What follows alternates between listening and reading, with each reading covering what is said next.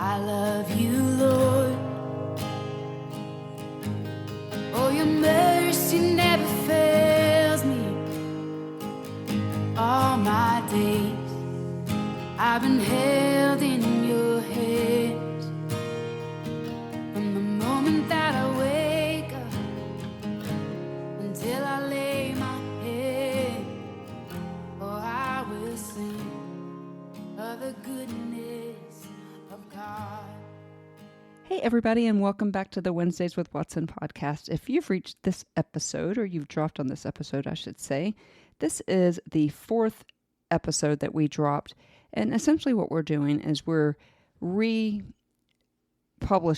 the original episodes. I started this podcast in April of 2020, and it really kind of started out as a pandemic project. And these first four episodes really landed in the hearts and minds of people that needed to hear it.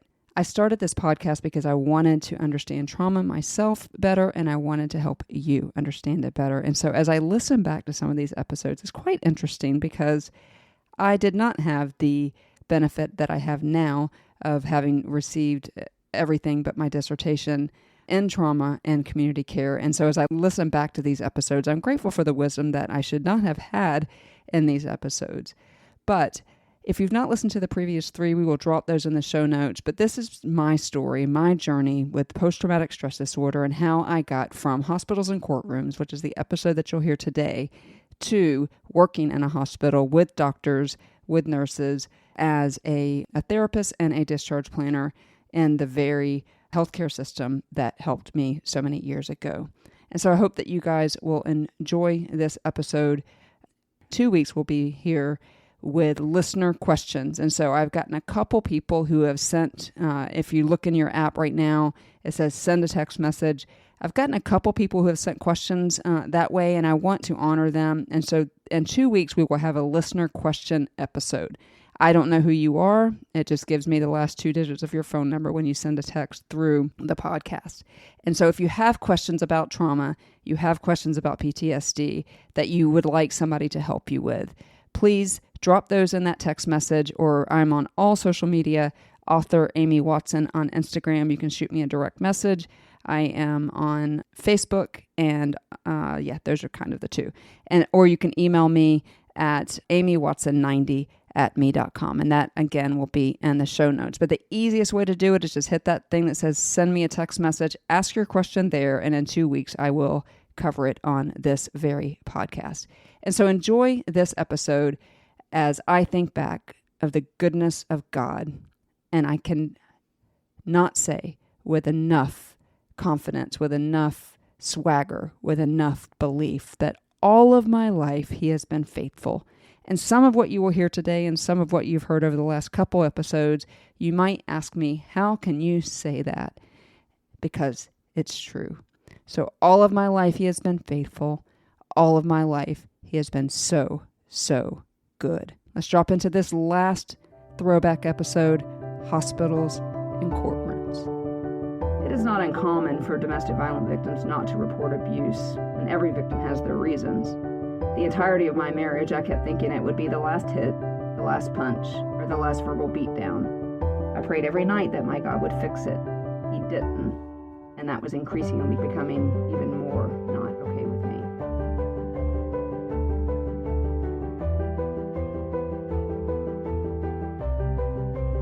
Hey everybody, and welcome back to Wednesdays with Watson. By now you know, my name is Amy Watson, and I am your host, and I am so excited that you have decided to join us again for episode 4 of season 1 of Wednesdays with Watson, which we are calling PTSD, Jesus, and Me.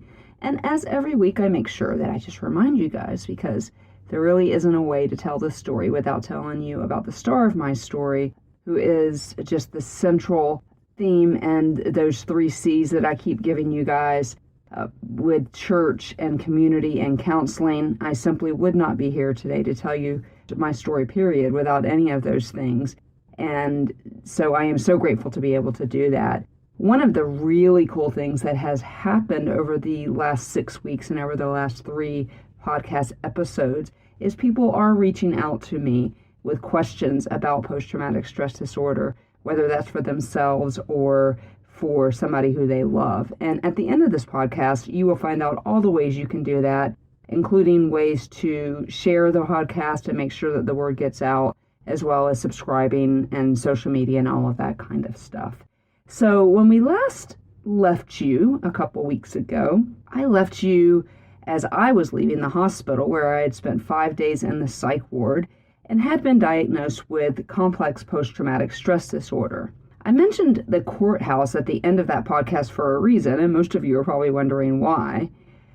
Because, as it would turn out, because of those emails that I talked about, I was going to go from the hospital to the courthouse in fewer than 12 hours. Chrissy had told me about the emails from my ex-husband as we were driving over the bridge, this bridge in Clearwater, Florida that spans the beautiful waters of the Gulf of Mexico. It was right at sunset, which is my favorite time of day. But she told me how she had accidentally found the emails on my computer while logging onto it to do some computer maintenance or checking to make sure that there was something that I hadn't missed while I was in the hospital. The emails were horrible. His words are ones that I will never repeat, especially on a podcast filled with reasons to hope and also not knowing who may listen to it. Chrissy had enlisted my friend Cheryl, my friend Chris, and my best friend from the children's home, Michelle. She knew that she was in way over her head, and none of them knew what to do about any of it. All of them kept it silent. None of them told the doctors while I was in the hospital. One thing was for sure, though, we were headed back over that bridge the next day and would visit that courthouse that my mind's eye had captured when I walked out of the hospital. That night brought the pharmaceutical kind of sleep. As I mentioned, they sent me home with a handful of prescriptions, one of them acting like a tranquilizer that put me into some sort of unconscious state that I oftentimes struggled to even wake up the next morning.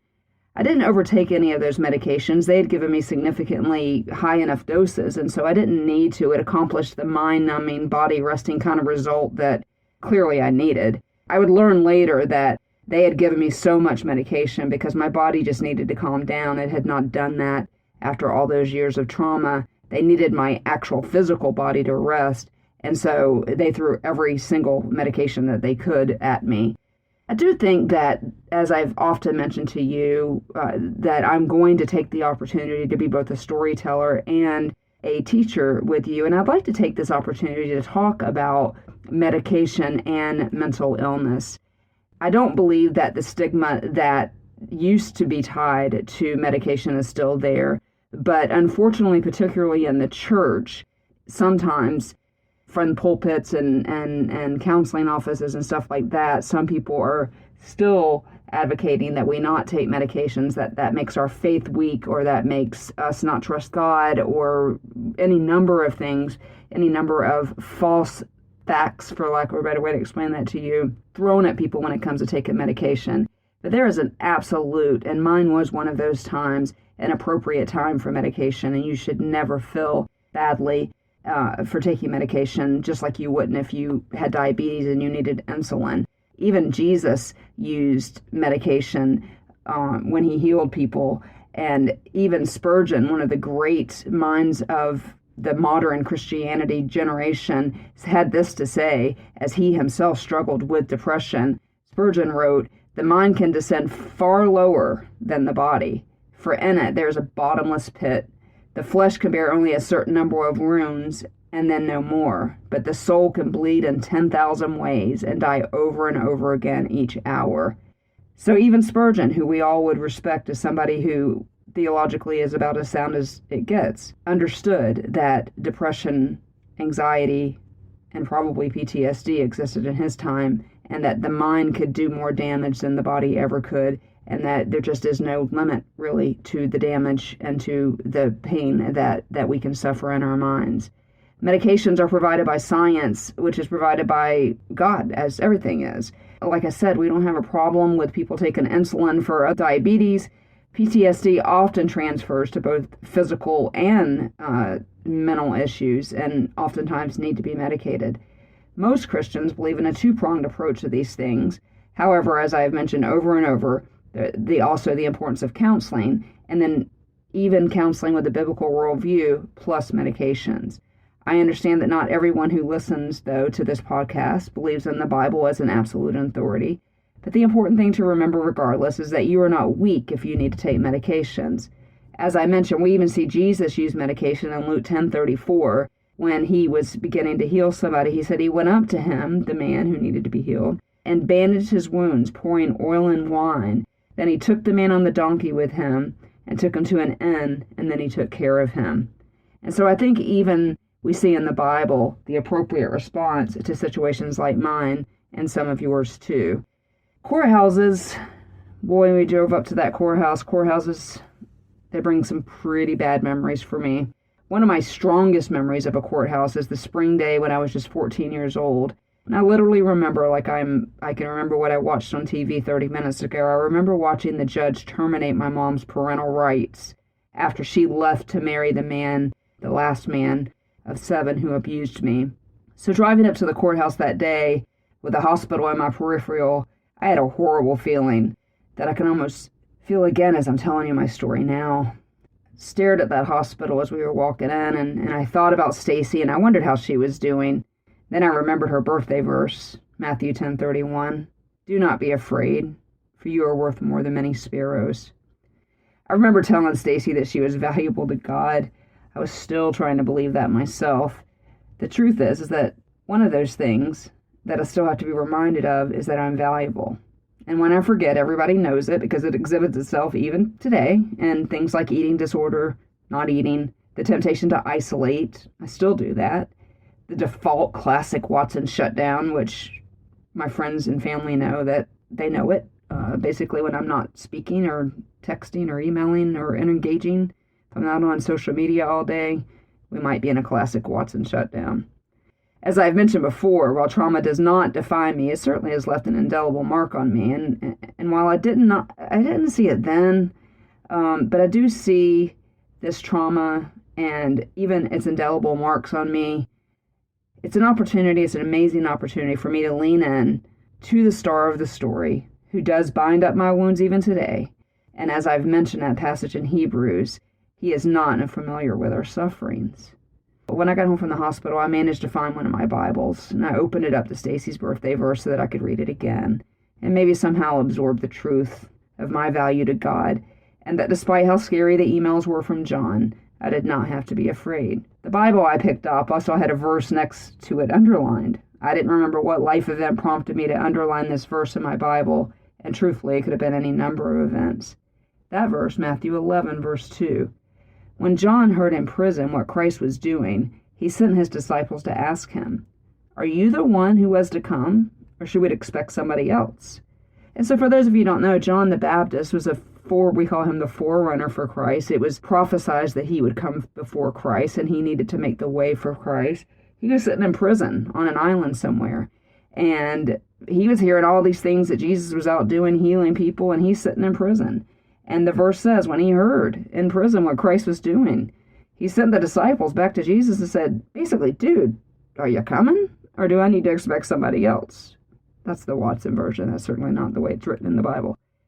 Boy, the truth is I felt John the Baptist at that moment. The truth is I was angry at God. The emails were the absolute lost straw. I can't remember a time in my life when I questioned the divinity and the sovereignty of God more than I did that night. I was still stealing words from John the Baptist because I wanted to know if God was actually going to show up. If I should keep fighting myself, or if I should expect something else to come, or just give up altogether. I always use a boxing ring analogy. Don't know why. Mentioned that before too. I figured I had stayed in the ring. I got knocked down. I got up. I got up every single time. But the emails were the knockout punch, and I wasn't even sure what I believed anymore. The story of how I came to know Jesus is another story for another day. It's actually miraculous in its own right. But not since that day that I was introduced to that life-giving hope had I questioned if the whole Jesus thing was real. And I definitely was struggling to believe Stacy's birthday verse. I felt like that throwaway kid that I had always described myself. The man who had vowed to love and protect me both now hated me and wanted to kill me. And so yes, I wondered if Jesus was real, and probably said it out loud a few times too. If he cared for the sparrows, I wanted to figure out what they did to get him to give them one break, just one tiny break. Chrissy and I arrived at the courthouse and filled out the paperwork, and then sat in hard chairs in that building that felt icky. I knew those walls could tell stories of pain worse than mine, and so I just decided to compare my pain with those untold stories of that old courthouse, and decided my story was survivable at least. You guys remember when I told you not comparative pain? Yeah, don't do it. Just trust me on that one. That didn't work out for me real well that day. We waited for our turn to plead my case. I was there to file for a restraining order. The experience was incredibly difficult, prompted me for the first time in years to pick up my laptop to start writing. I didn't want to forget that day, how horrible it was, and how enraged I was at the process that was pretty difficult for a victim of domestic violence. Some of the words you will hear next are excerpts from those writings, giving you, and me, a real picture of where my heart and soul was on that day. The clerk called my name, and when I stood up, so did Chrissy. She wasn't going to let me do that alone. So many times when I think about these days and how God called Chrissy to be one of the people to do life with me in the ditches, I think of the friendship of Jonathan and David. I'll talk a little bit more about that later. Chrissy was a warrior. She is a warrior. And she stood up too, only to prove I was not in this alone, and she was going to fight with me. We sat down in that clergy's office that was, if possible, more dingy than the waiting area. Here's the first question this clerk asked me when I handed her the paperwork. Did you call the cops? That was her question. These are excerpts from what I wrote when I got home that night. It's a well-meaning question, but to me it served as an indictment. I am not sure why she asked that question, but immediately my need to be protected from my ex-husband felt like my fault. I felt like I was keeping her from her lunch that she clearly had just warmed up in the microwave. I felt, again, like a throwaway kid that had turned into a throwaway adult. I felt like her job, and I felt like she didn't care. When I tell you the emails were not repeatable, I mean the words in those emails would not show up in most R-rated violent movies. The clerk acted like it didn't even faze her. I thought about those stories again that those courthouse walls could tell, and I knew that this clerk could be its voice. She must think I'm overreacting, I thought. She's heard a lot worse. Her question seemed logical. A question meant more to gain information, probably, rather than to judge me. But to me, still, it felt like judgment. I was sad. I was so sad that the man who had vowed to love and protect me in front of God, our friends, and family now seemed to hate me and wanted me to die at his hands or somebody that he hired to do so. That deputy clerk asked that question, and I stared at her, unable to speak. I didn't have any energy to speak. I felt the salty tears running down my cheek. There's this lump in my throat. I could hear my heartbeats kind of beating now, just like it did then. And I found myself comforted by the consistent sound of that heartbeat. At least I was alive. But it was a sound of brokenness. I fully stepped into my perception of being that throwaway kid. And I couldn't wait to get out of that office, take some of that medicine meant only for nighttime, and go to sleep. I didn't care if it was 3 o'clock in the afternoon. When I was asleep was the only time it didn't hurt to breathe. But back in the clerk's office, I stared over her shoulder and out the window and then turned my head back to look at Chrissy. Chrissy is practical and stoic in these situations, and that was never more true than this day. I tease her that when she gets angry, she has this vein that pops out in her neck. She was mad that day. That vein was popping out. And before I knew it, I joined her in that anger. The courthouse staffer had her eyes locked on me, waiting for an answer to her question. I finally answered. No, I didn't call the cops. I literally just got released from the hospital right across from the street yesterday. Could you please just show these papers to the judge? It is not uncommon for domestic violence victims not to report abuse, and every victim has their reasons. The entirety of my marriage, I kept thinking it would be the last hit, the last punch, or the last verbal beatdown. I prayed every night that my God would fix it. He didn't, and that was increasingly becoming even more not okay with me. During those times, I had nowhere to go. My job was actually tied up in this marriage, and at one point in my life, John Watson was everything to me. But he turned into a monster, and during those 12 years of my marriage, I was constantly fearful for my life. And now, again on this day, with this clerk asking me what felt like the dumbest question ever. Calling the cops, I felt, would make it worse, It would have made it worse then, and it probably would have made it worse during the time. I wanted to slap that lady for asking that question, but at that moment it didn't matter. It wasn't any of her business as far as I was concerned. She was just a paper pusher, not the judge. Besides, the cops were the people that mattered, and I clearly didn't matter. My marriage didn't matter, or on this day that mean lady struggled to read those words on those emails. She acted like none of it mattered. We finally got all the paperwork filled out where I had to write every traumatic event that ever happened, and that pack of paper, when I was done, was about an inch thick. That mean lady took the paperwork behind the temporary door that led into the judge's chambers. She told us to come back in a few hours, and when we did, the judge had awarded me a restraining order and a court date. I can't lie, that victory felt like I had just won the lottery. Even though it was just a piece of paper, it was a valuable piece of paper. I understood the value of that paper, but still struggled to understand my own. Again, I remembered Stacy's birthday verse. I wanted to make it mine too. You are more valuable than the sparrows. You are more valuable than sparrows. Thought maybe if I said it more than once, I believed it. But the verse confused me more than it comforted me. If I was valuable to God, more valuable than this little old tiny bird, why was I sitting in that courthouse? Why had I just spent 5 days in the hospital? Why had all the things that caused trauma that put me in the hospital happened? How does that make me valuable? Like John the Baptist, I was beginning to look for another savior. Suddenly, I just wasn't so sure about Jesus, as I've already mentioned. I really wanted to know if Jesus was the one I was to expect, or if I had been wrong about him almost my entire life. After leaving the courthouse, I wanted to go shopping.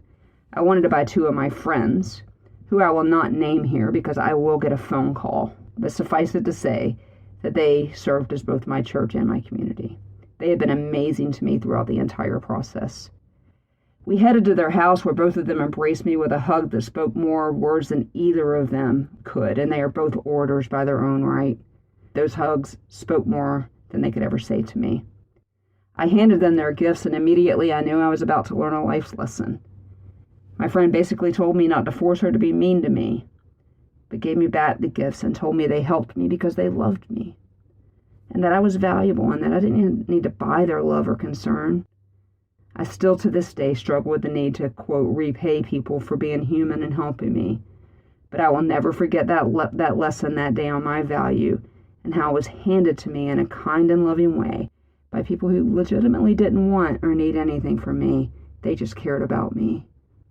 I was learning quickly how many people actually cared and wanted nothing from me in return for their concern.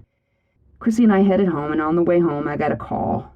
I got a call from my principal who told me that every single teacher donated sick time so that I could continue outpatient therapy for 30 days. I don't even know where most of those people are today, but I'm incredibly grateful for them. They were my community and my church. And so I entered 30 days of intensive outpatient PTSD therapy. While I was in outpatient therapy, I was in there with all kinds of different people that had different faith and people didn't have any faith at all.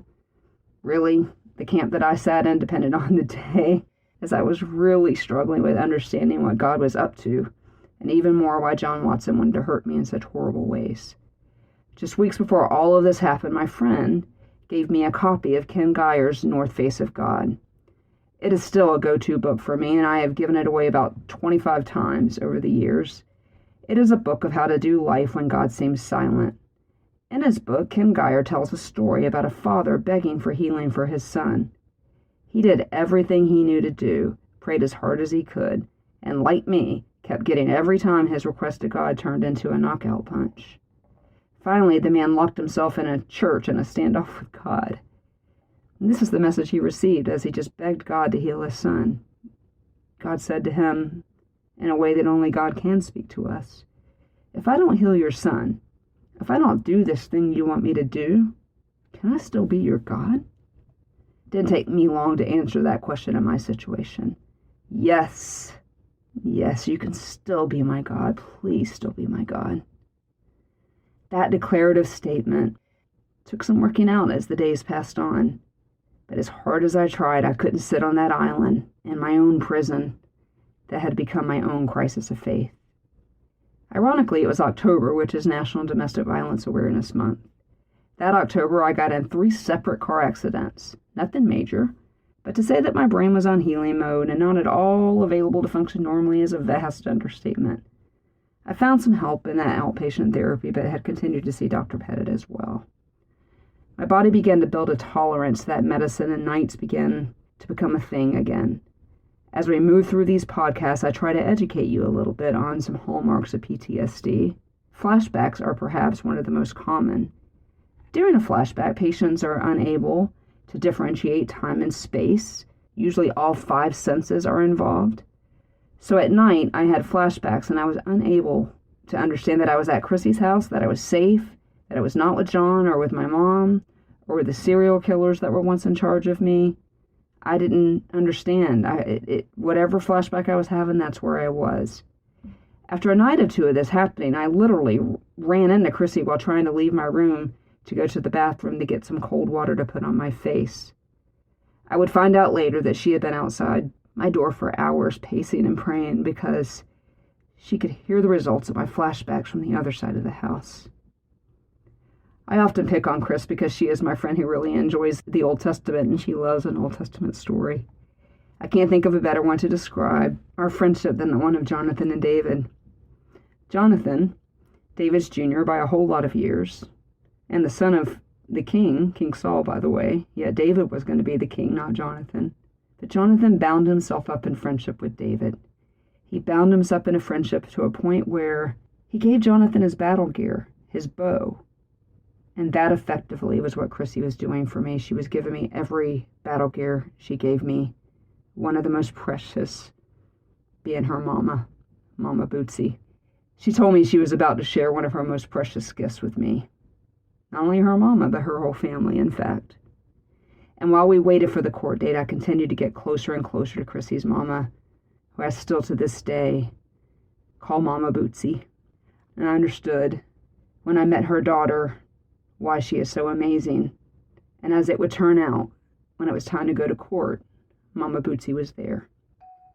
And somewhere along the way, I began believing that God saw me and that he loves me more than the sparrows and had given me my very own Jonathan, who by way of pacing outside my door for many nights to come, had crawled into a foxhole with me. We were going to war, and it would take its toll, but the fight was worth it, because I was finally beginning to realize that I was worth it. Well, guys, I hope that you enjoyed that throwback episode if you have not heard this story before. I hope that it met you in the place that you are, whether you yourself are living with trauma or you love somebody who is. There is so much hope.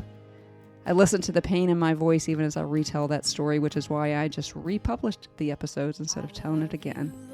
But all of my life, he has been faithful. All of my life, he has been so good.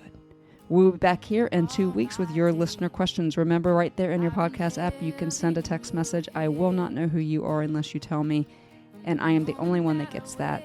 And so we will be covering those listener questions in 2 weeks. Until then, you know what I'm going to say. I try not to leave a microphone without saying it.